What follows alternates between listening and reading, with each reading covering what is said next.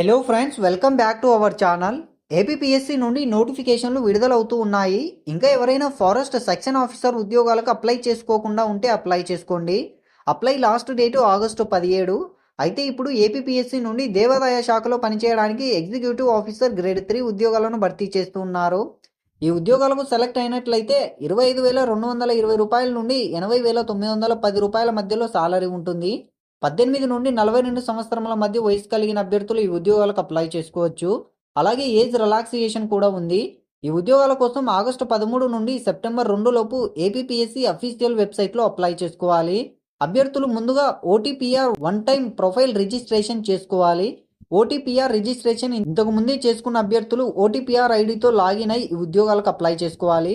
Updates కోసం మీరు daily use చేసే మొబైల్ నెంబర్ మరియు వ్యాలిడ్ ఈమెయిల్ ఐడిని మాత్రమే ఇవ్వండి. ఏదైనా డిగ్రీ అర్హత కలిగిన అభ్యర్థులందరూ ఈ ఉద్యోగాలకు అప్లై చేసుకోవచ్చు.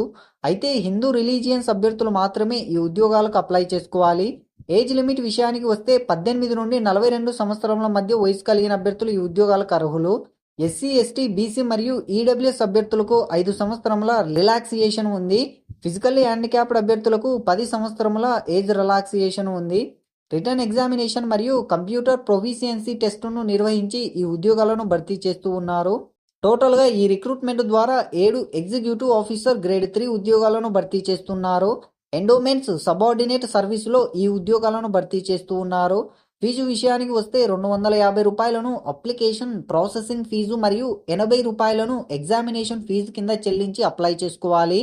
ఎస్సీ, ఎస్టీ, బీసీ, పీబీడీఎస్ అభ్యర్థులు అప్లికేషన్ ప్రాసెసింగ్ ఫీజు 250 రూపాయలు చెల్లిస్తే సరిపోతుంది.